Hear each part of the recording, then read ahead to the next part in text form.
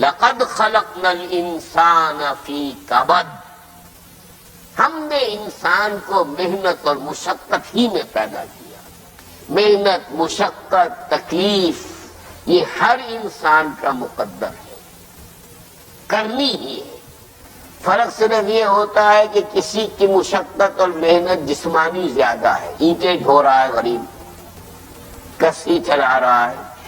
کسی کی محنت مشقت ذہنی زیادہ ہوتی ہے، بیٹھا ہوا تو ہے آرام کرسی پر، ریوالونگ چیئر ہے، بڑی آرام دے، لیکن اس کی جو ذہنی مشقت جو وہ کر رہا ہے، جو جسمانی مشقت کرتا ہے وہ رات کو پاؤں پھیلا کر سوتا ہے، چاہے روٹی بھی پوری نہ ملی ہو، لیکن اسے پتہ نہیں ہوتا رات کب گزر گئی۔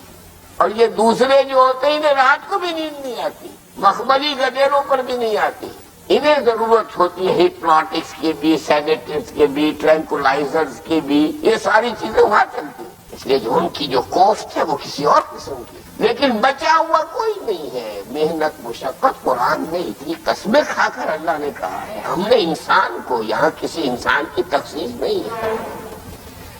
محنت، مشقت، اور اس محنت مشقت کے ساتھ اس میں غالب نے ایک اور رنگ داخل کیا ہے، اس کے ساتھ غم بھی۔ مثلا حیوان اور انسان میں کیا فرق ہے؟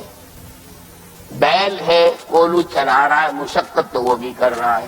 بار برداری کا اونٹ ہے، بوجھ ڈھو رہا ہے ادھر سے ادھر تک، محنت تو وہ بھی کر رہا ہے۔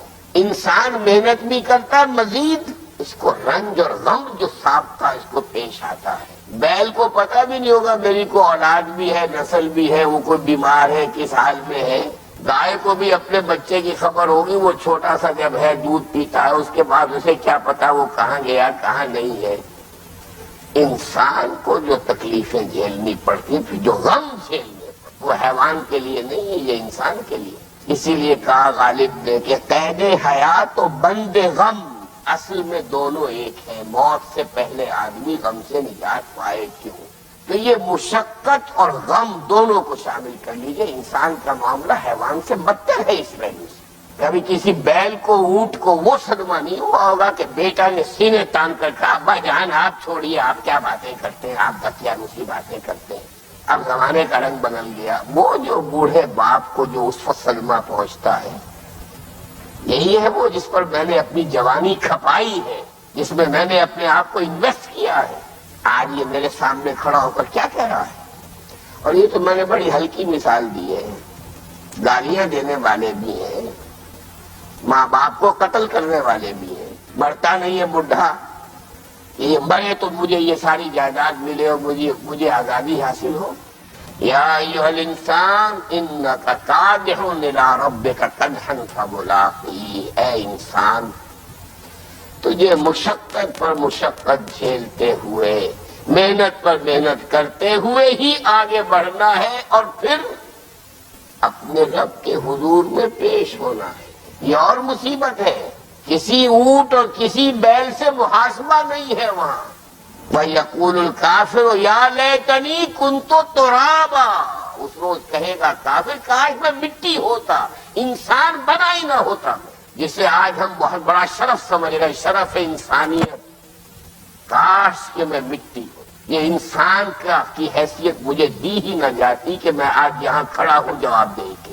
حضور نے فرمایا کل نفس یغدو فبائع نفسہ فموتقھا وموبقھا، ہر انسان جب صبح آنکھ کھلتی ہے رات کے سونے تک وہ اپنے آپ کو بیچتا ہے۔ کوئی جسمانی مشقت اپنی بیچ رہا ہے، شام کو 100 روپے لے کر آیا ہے، اس نے اپنی جسمانی محنت بیچی ہے نا۔ کسی نے اپنی ذہنی محنت، ذہنی صلاحیت بیچی ہے، چاہے وہ ڈاکٹر ہے، چاہے انجینئر ہے، کوئی اور ہے، وہ اپنی ذہنی صلاحیت بیچ رہا بیٹھا ہوا اپنے کلینک میں، اپنے آفس میں۔ بائع نفسہ، اپنے آپ کو بیچتا ہے۔ یہ بیچنا تو ہر ایک کا ہے، ہر شخص بیچ رہا ہے اپنے آپ کو۔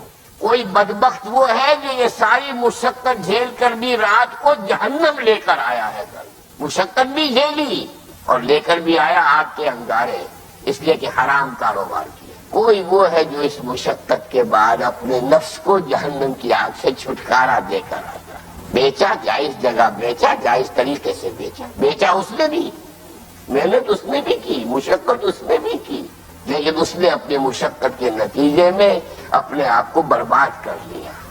موت کو ہا و منہ بے کو